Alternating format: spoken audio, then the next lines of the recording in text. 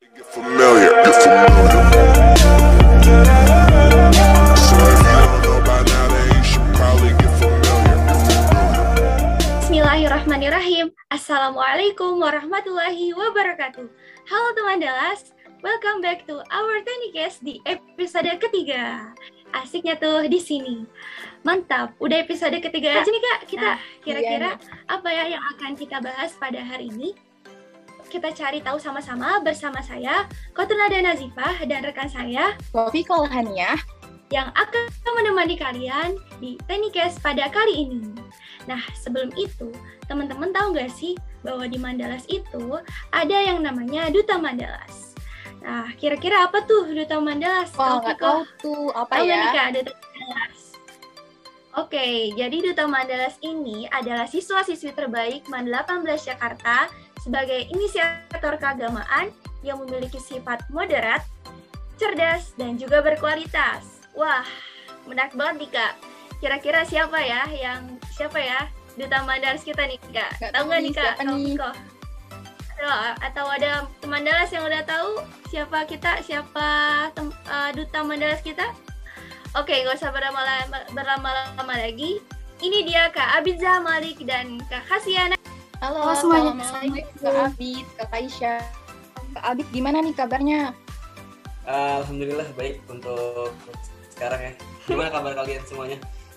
Alhamdulillah baik-baik aja nih. Ya, sendiri gimana nih Kak Khasia? Alhamdulillah baik juga nih. Wah, alhamdulillah.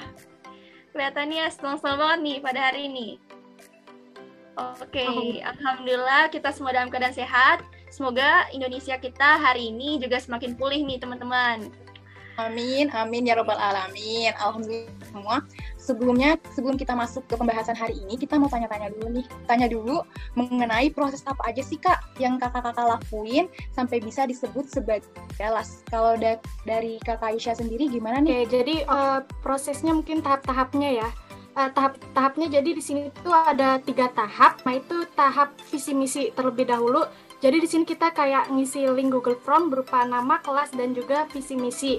Setelah dari tahap visi misi, kemudian diseleksi menjadi ke tahap selanjutnya, yaitu tahap proposal aksi dan juga di aksi kegiatan. Nah, sebelum ke tahap ini tuh, sebelumnya itu disosialisasi terlebih dahulu tentang gimana sih cara buat proposalnya sama gimana sih cara bikin videonya. Setelah bikin video sama ngerjain proposal, setelah itu makin mengerucut lagi menjadi 6 peserta nih.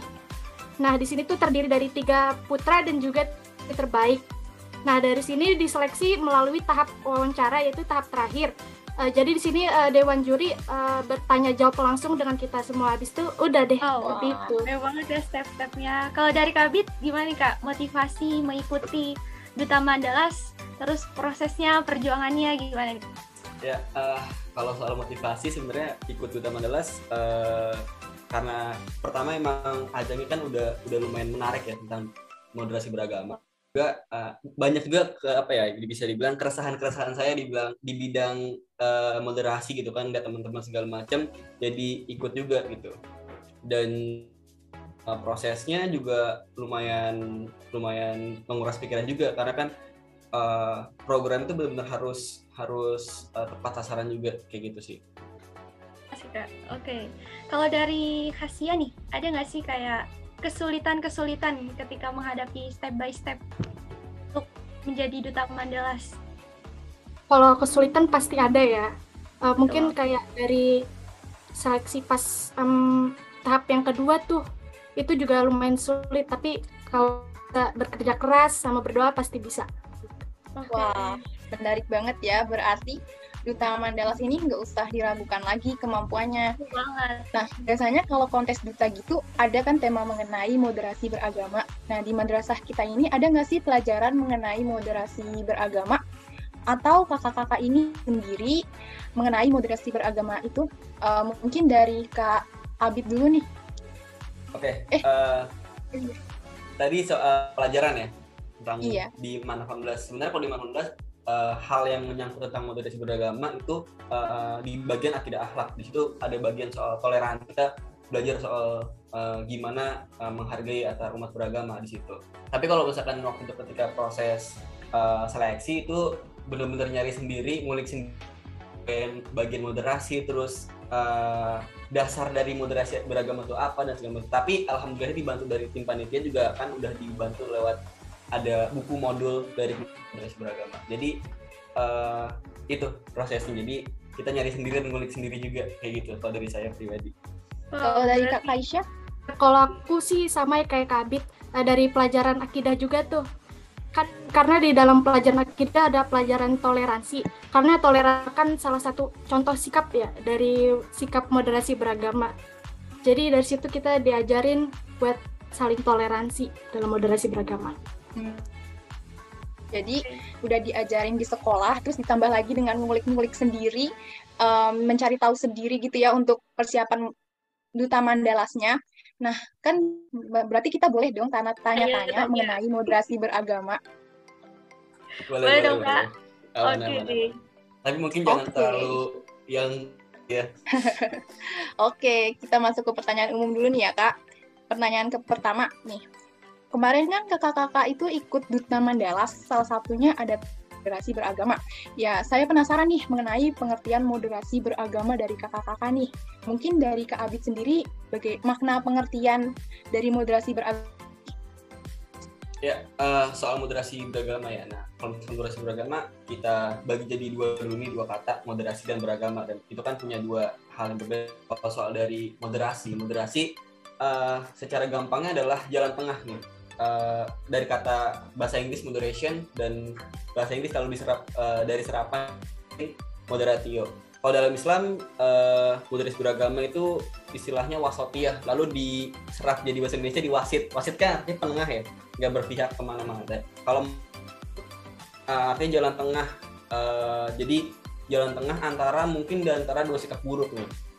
Lalu bisa juga berarti sesuatu yang lebih baik. Nah, jadi misalkan kata keberanian itu kan kata dari dua sikap buruk, yaitu antara ceroboh dan juga takut gitu. Ceroboh kan artinya terlalu nggak usah ambil pertimbangan, ada depan mata sikat semua kan. Yeah.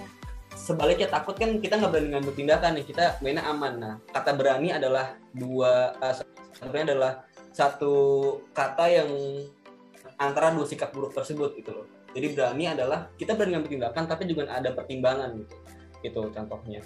Atau bisa juga dari kata selain itu, misalkan contoh misalkan contohnya adalah sikap dermawan. Misalkan dermawan kan dari dua sikap buruk, yaitu boros dan juga kikir. Boros terlalu berlebihan ngeluarin uang, sedangkan kikir nggak berani atau terlalu pelit lah istilahnya kayak gitu. Jadi menurut saya moderasi adalah di sikap tengah gitu.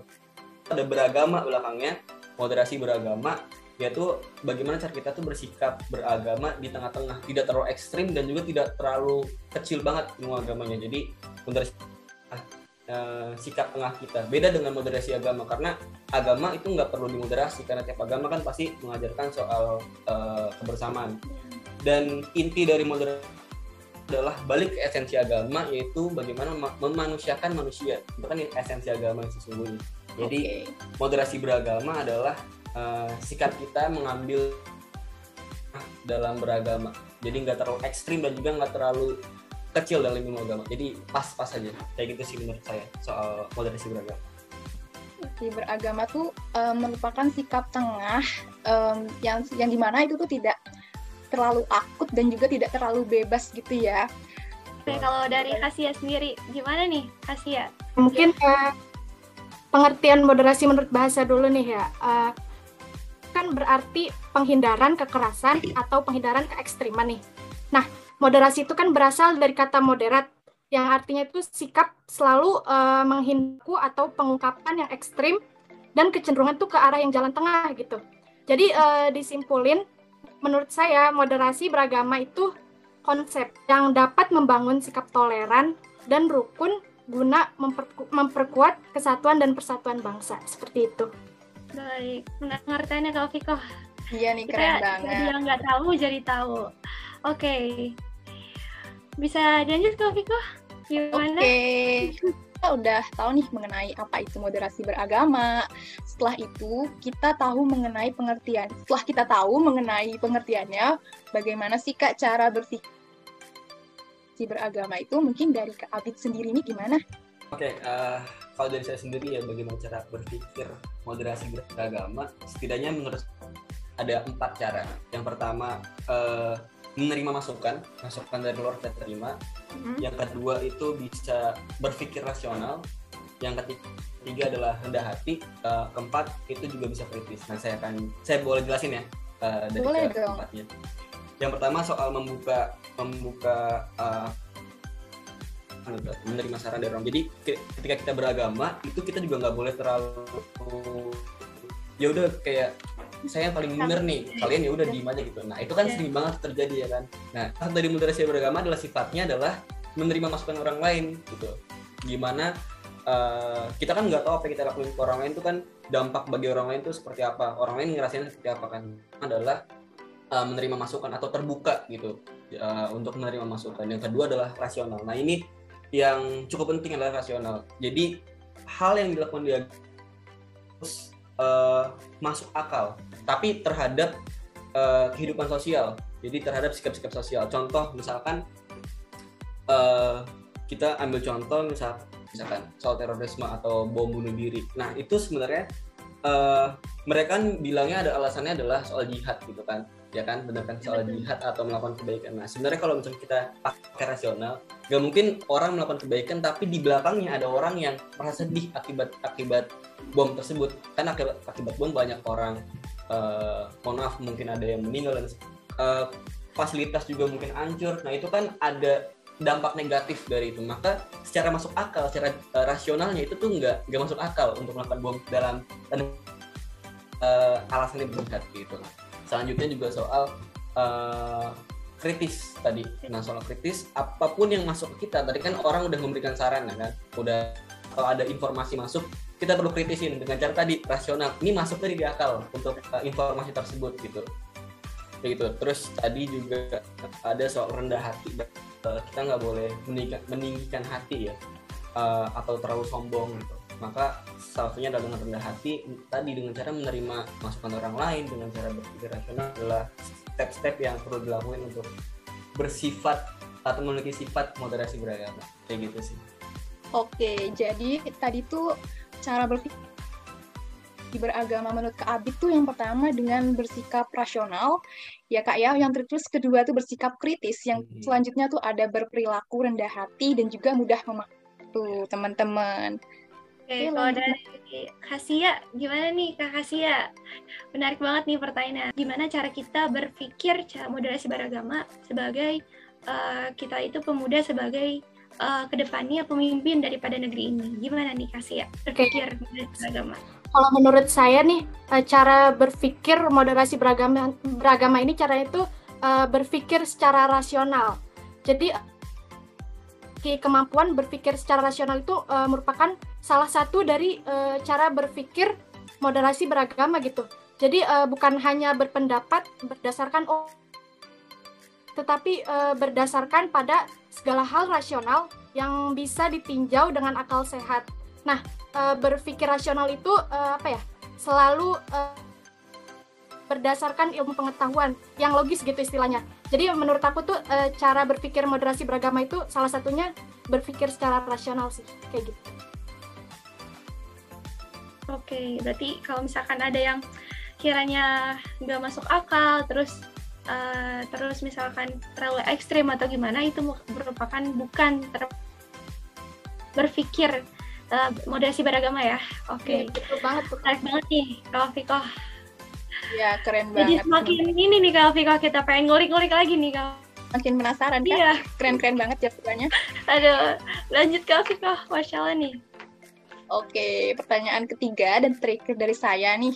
Sekarang kita itu hidup di zaman modern, di mana teknologi itu sudah bisa dengan mudahnya dapat terhubung dengan orang lain menggunakan sosmed, sehingga sulit nih bagi kita untuk membaik dan yang buruk akibat kemudahan itu. Jadi saya ini penasaran, gimana sih cara kita membangun sifat moderasi beragama di era modern sekarang yang canggih? Dari Kak Abid mungkin gimana? Ya, oke.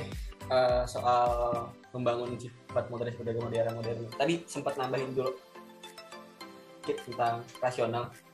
Rasional itu tadi kan moderasi beragama, sikap rasionalnya itu di bidang sikap sosial. Jadi kalau misalkan kita soal wudhu, itu wudhu dan juga sholat itu termasuk bagian ta'abudi. Jadi memang ada perintahnya. Jadi gini, wudhu itu kan, mohon maaf, misalkan kita kentut misalkan atau buang gas gitu, itu kan yang keluarnya kan di bagian berbeda, tapi kan kenapa pas kita wudhu tuh harus dibasuh muka, tangan gitu kan. Nah itu dalam Islam budiatnya itu memang perintahnya seperti itu, dan itu tidak apa-apa untuk tidak menggunakan rasional, karena memang perintah seperti itu. Contohnya misalkan sholat, kenapa harus takbir duluan, kenapa harus berdiri sikapnya, kita nggak ada sakit, nggak ada apapun, nggak ada uzur, kenapa harus berdiri. Nah itu memang udah jadi perintah, atau dalam Islam namanya ta'abudi. Kalau misalkan dalam bermasyarakat perlu itu sikap rasional baru perlu diterapkan. Beda dengan ibadah yang kita lakukan, misalkan soal sholat dan gitu. Soal itu saya sedikit menerangkan lebih lanjut tadi. Dan di era modern gimana cara menerapkan sikap moderasi beragama? Pertama memang kita kan tahu bahwa era sekarang tuh benar-benar banyak banget informasi yang masuk. Hoax yang paling gede banget. Iya, yang paling booming adalah hoax. Sebenarnya caranya adalah tadi lewat salah satu yang saya sebutkan Pak tadi, kritis. Gimana caranya? Sebenarnya ini tuh masuk di akal gak? Balik lagi ke rasional tadi kan. Jadi sebenarnya itu masuk di akal gak? Misalkan contoh tuh misalkan apa ya? Soal tadi misalkan kita dapat satu informasi, misalkan di Instagram atau di media sosial lainnya ada misalkan informasi bom itu adalah bagian dari jihad gitu ya. Sekarang kita masukin ke akal, itu masuk akal gak untuk kita balik lagi ke arti jihad, itu berperang di jalan Allah gitu kan, untuk tadi menuju kebaikan. Nah salah satunya adalah dengan jihad tadi misalkan dengan bom. Sebenarnya untuk kondisi saat ini, kondisi modern, jihad menggunakan bom dengan perang sebenarnya udah terlalu lama. Iya. Gak zaman lah, udah expired istilahnya kayak gitu. Yang zaman sekarang adalah memang jihad masih bisa diterapkan tapi di bidang-bidang lain. Contohnya misalkan kita di bidang misalkan kita sebagai siswa, dengan sungguh aja itu udah bagian dari jihad loh sebenarnya. Dengan misalkan kita sebagai dokter, untuk kita melayani pasien kita membantu orang untuk sembuh, itu udah bagian dari jihad sebenarnya. Misalkan di dunia politik, pemimpin, kita jadi pemimpin yang adil, menjadi pemimpin yang benar, nggak korupsi, itu juga udah bagian dari jihad sebenarnya. Jadi kembali lagi ke tadi pertanyaannya, bagaimana cara berpikir atau di era moderasi beragama adalah cara kritis. Itu adalah salah satu sikapnya. Kita pikirin lagi, kita boleh terima informasi tapi kita lebih pikirin lagi 2 kali. Ini masuk gak di akal atau bisa kita terapin gak di depan bermasyarakat. Jadi kritis adalah jawabannya sebenarnya. Kayak gitu. Oke, dengan bersifat kritis ya, menanggapi hal-hal yang ada sosial gitu ya. Untuk dapat memfiltrasi mana yang baik, mana yang buruk gitu. Benar. Sia gimana nih? Dari sikap modern nih, kita sangat-sangat pemuda, apalagi kita sangat-sangat mudah banget terprovokasi gitu dengan ada berita-berita kayak gitu. Kadang kita main percaya aja, terus kita nggak ngecek kebenarannya, tiba-tiba kita ngejudge gitu. Gimana nih Kasia, cara kita di era modern saat ini? Oke, pertanyaannya jadi cara kita membangun sifat moderasi beragama ya di era modern ini. Salah satunya itu toleran nih, menanamkan sikap toleran dalam diri kita sendiri. Contohnya nih ya, kayak yang pertama itu kita ambil contoh simpel aja nih. Yang pertama menghormati yang diyakini oleh orang lain.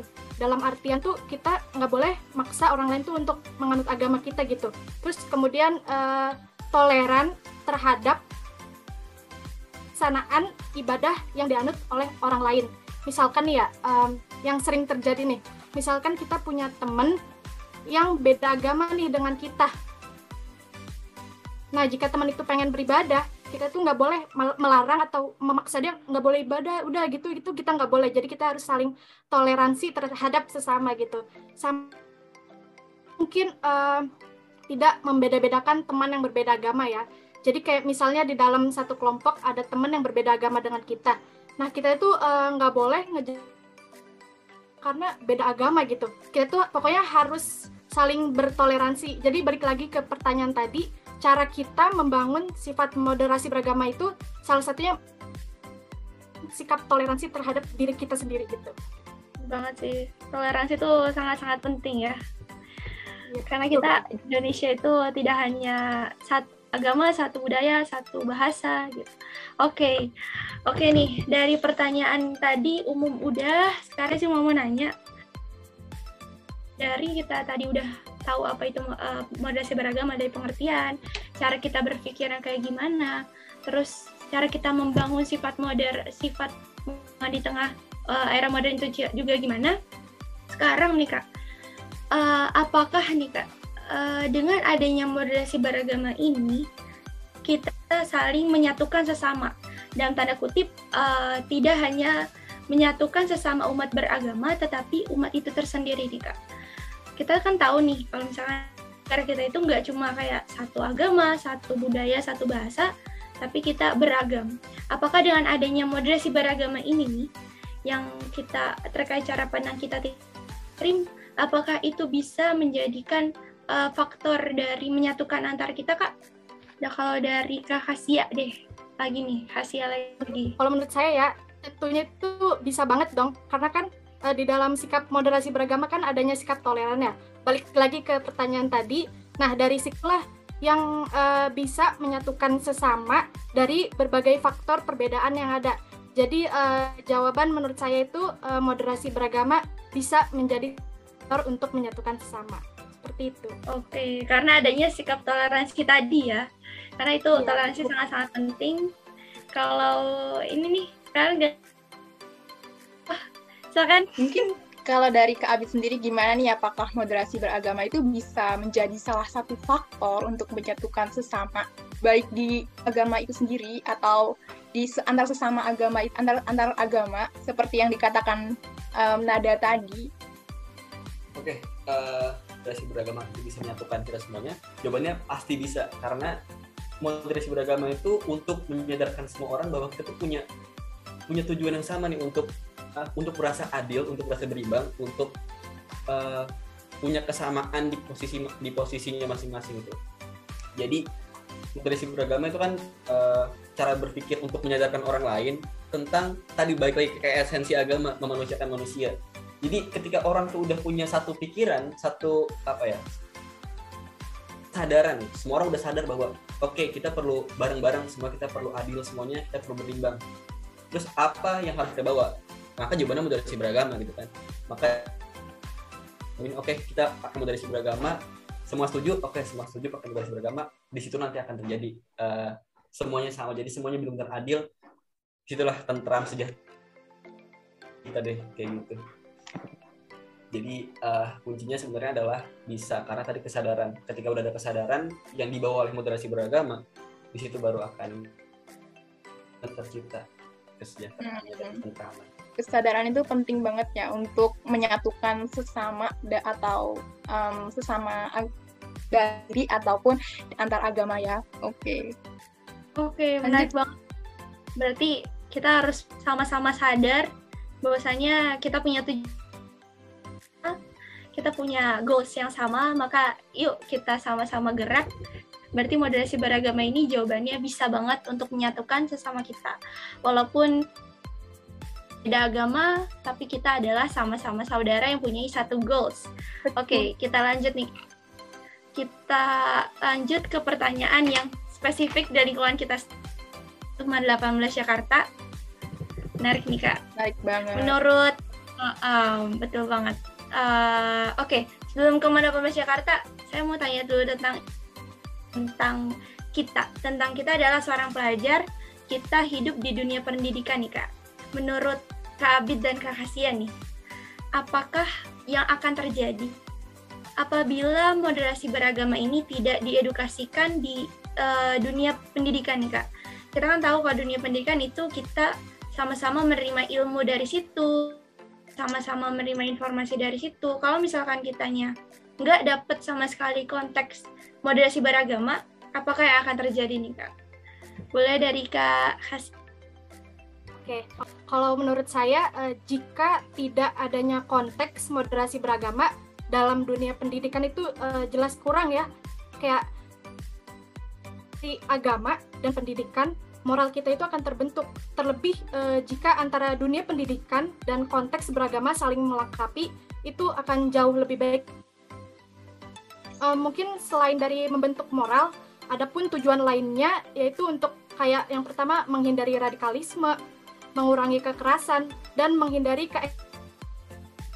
dalam pendidikan. Terlebih lagi nih, di era modern sekarang nih, penyebaran paham radikal di kalangan pelajar kan terus digencarkan ya oleh kelompok radikal, terutama media sosial nih. Apalagi di masa pandemi nih, pembelajaran tuh harus dilakukan dengan daring, dengan metode daring, yang dimana memudahkan para pelajar itu untuk akses informasi itu kapan saja dan di mana. Maka dari itu konteks beragama dalam dunia pendidikan itu sangat dibutuhkan, seperti itu. Kalau dari Kak Abid sendiri gimana nih konteks moderasi beragama? Kalau misalkan dunia pendidikan tanpa moderasi beragama ya, itu pasti nantinya akan ada kesenjangan sosial atau ketimpangan sosial pendidikan itu sendiri. Contoh misalkan kita sekelas beragam, tapi yang diprioritaskan tuh hanya agama A, agama B, agama C gitu misalkan. Nah itu akan jadi hal tersebut. Kenapa? Karena tadi semua orang nggak punya kesadaran yang sama untuk menghormati sama dan menghormati antar agama. Jadi kalau misalkan dunia pendidikan tanpa moderasi beragama, pasti akan terjadi kesenjangan sosial, ketimpangan. Ujung-ujungnya akan terjadi konflik antar agama gitu. Konflik yang A merasa lebih baik, agama A merasa lebih baik, agama B juga merasa lebih baik.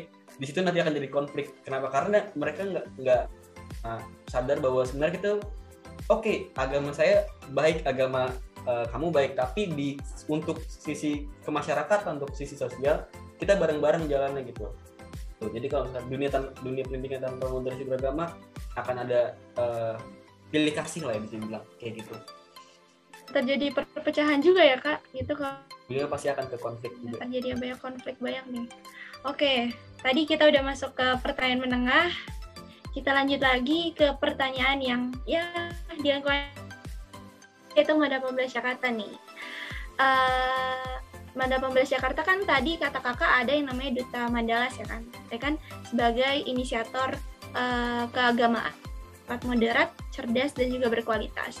Nah, menurut kakak nih, Kak Hasia dan juga Kak Abid, apakah Mada 18 Jakarta ini sudah menerapkan model dalam sehari-hari, Kak? Apakah Mada 18 Jakarta itu sudah menjalankan tentang moderasi beragama? Boleh dari Kak Hasia? Oke. Menurut saya, MAN 18 itu sudah menerapkan dan menjalankan sikap moderasi beragama sih.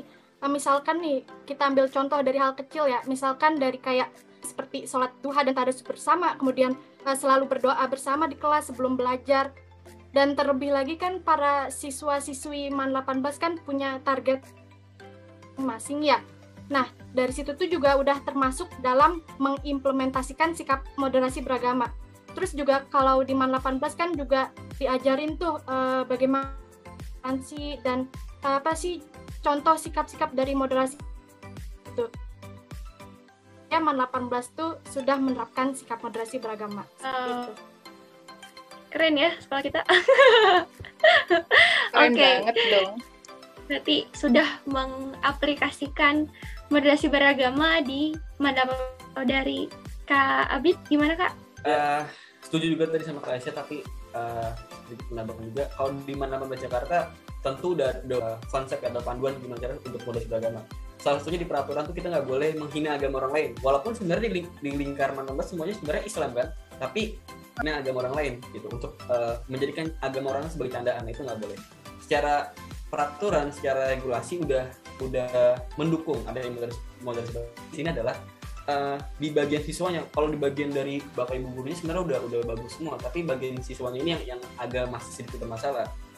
Contoh kecilnya, peraturan sebenarnya kan kita nggak boleh untuk menghina agama orang lain atau mengolok-olok agama orang lain, tapi ketika keseharian proses kita lagi bergaul sama teman, kadang-kadang tuh ada teman-teman untuk seperti apa ya, menyindir agama orang lain gitu loh. Nah itu sebenarnya yang perlu diperbaiki. Nah disinilah fungsinya Duta Mandalas itu sendiri. Jadi secara konsep, secara regulasi di 15 udah bagus banget Madris. Tapi secara implementasi, secara pengaplikasian perlu ditingkatkan, terutama di bagian siswanya. Karena siswanya sebenarnya udah paham nih, ini nggak boleh diinin, tapi kadang-kadang masih suka ada kebablasan dikit gitu. Nah itu yang perlu diperbaiki kayak gitu sih. Oke, tadi kan Kak Abid bilang nih ada di bagian siswanya yang masih jadi PR bagi Duta Mandalas.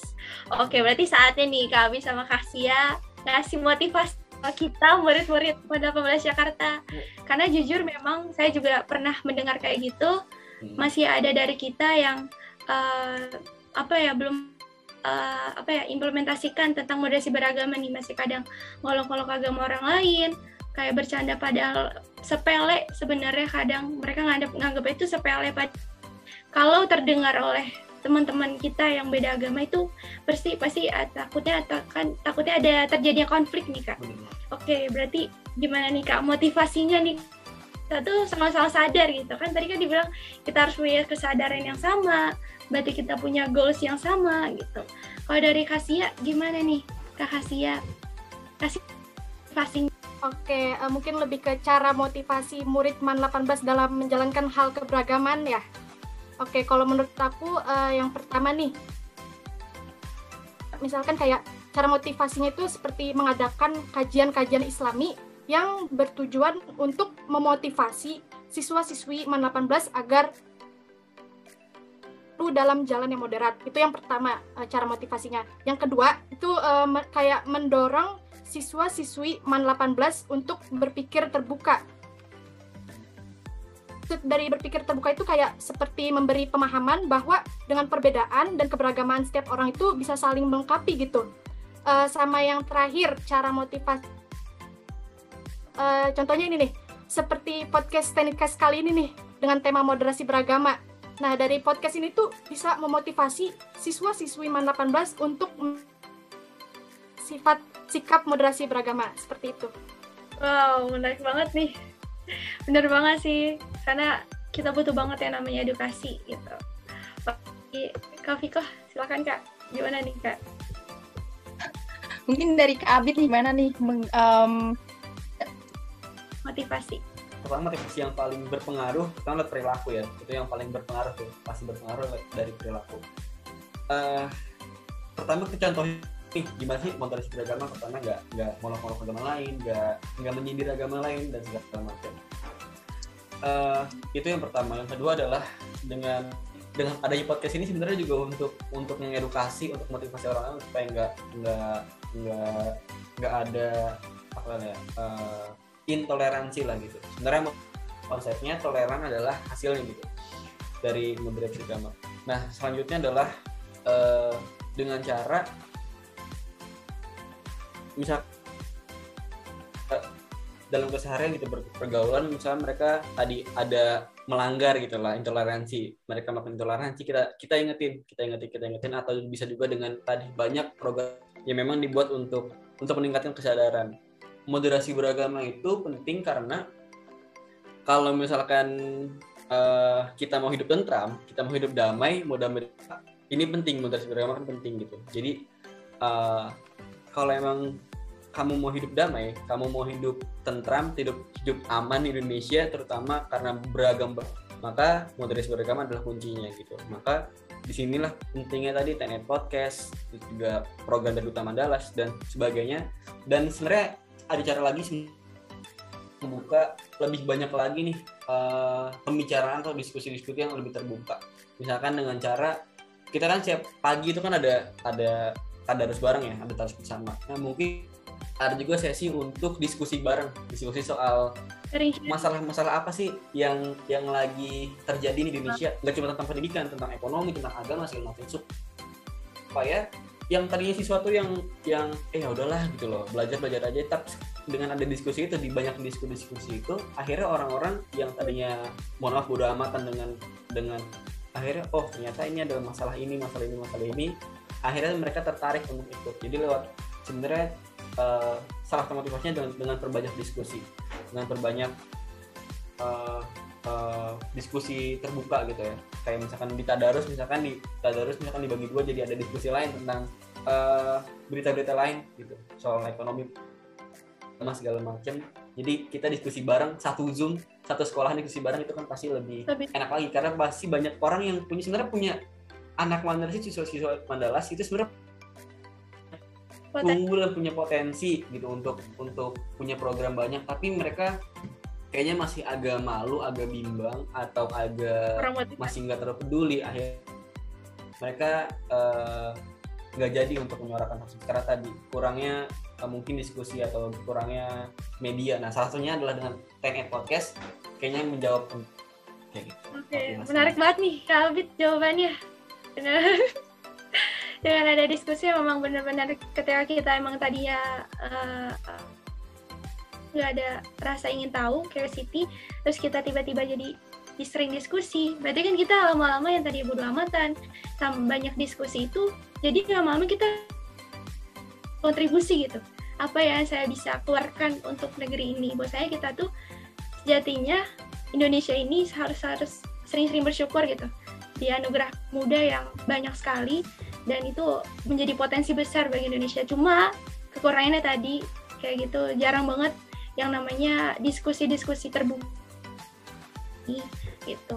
Oke, Kak Fikoh, gimana nih Kak Fikoh? Sudah selesaikah pertanyaan kita? Sudah selesai ya, kita tadi keren-keren banget ya, kita dapat banyak duta Mandalas kita yang bisa diterapin oleh generasi-generasi kayak kita nih yang hidup di zaman digital dan modern ini. Ya betul banget.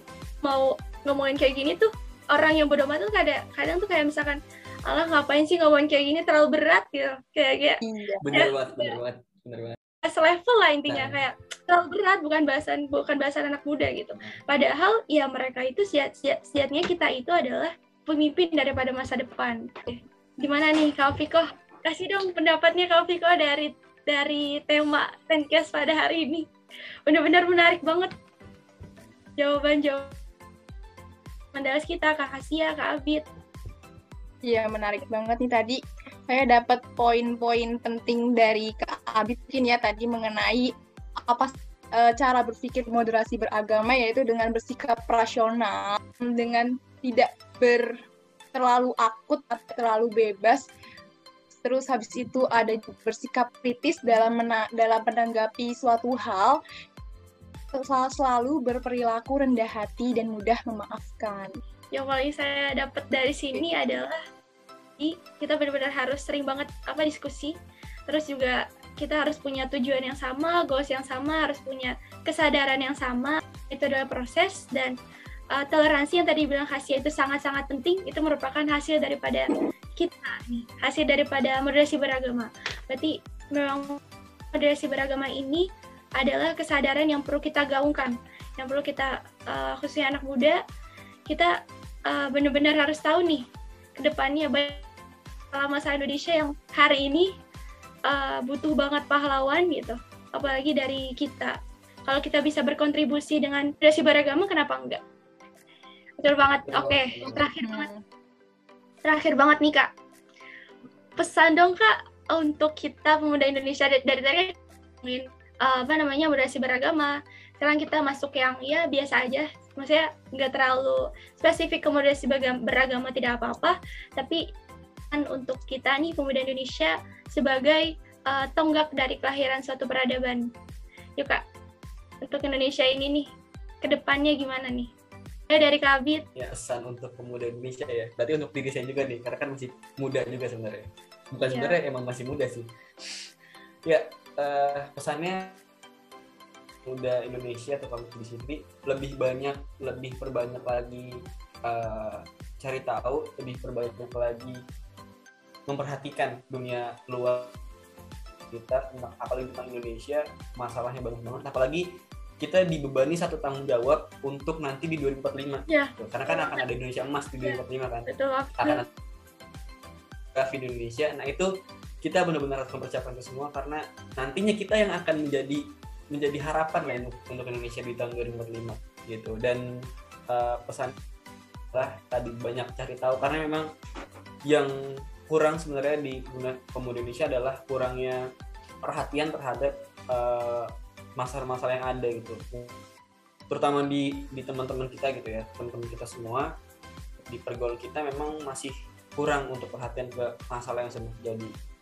Masih takut atau masih ragu untuk ngomongin ekonomis, ngomongin politik, ngomongin tentang masalah-masalah sosial. Itu tuh kita tuh masih bodo amatan. Nah, itu yang jadi problem, dan pesan saya, ayolah kita mulai cari media di YouTube segala macam untuk berita-berita yang masih berita-berita yang sedang terjadi kayak gitu. Pesannya adalah lebih banyak cari tahu, lebih perhatian, dan lebih sadar sih tentang. Yuk, lihat Indonesia hari ini, kawan. Nah, betul banget tuh. Banget pahlawan nih. Dari Kasia, gimana Kak Kasia?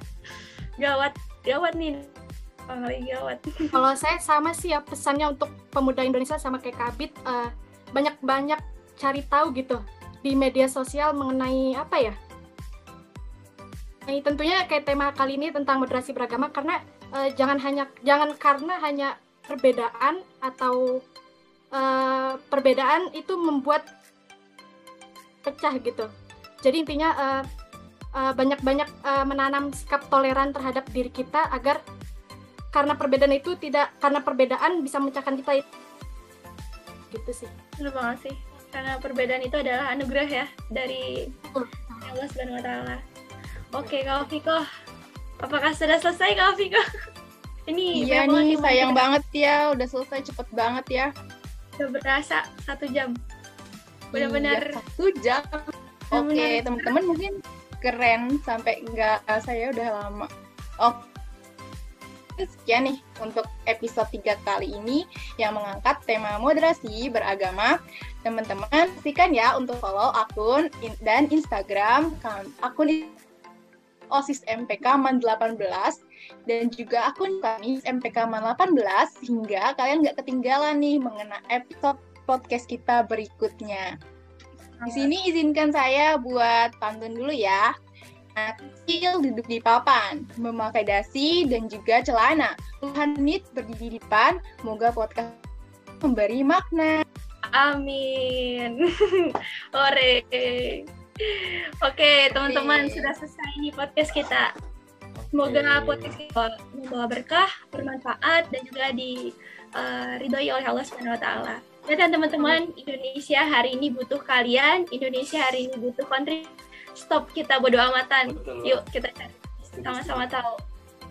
Oke, sampai di sini aja nih. Kami ucapkan terima kasih banyak kepada Kak Abiza dan juga Kak Kasia Nadia Putih.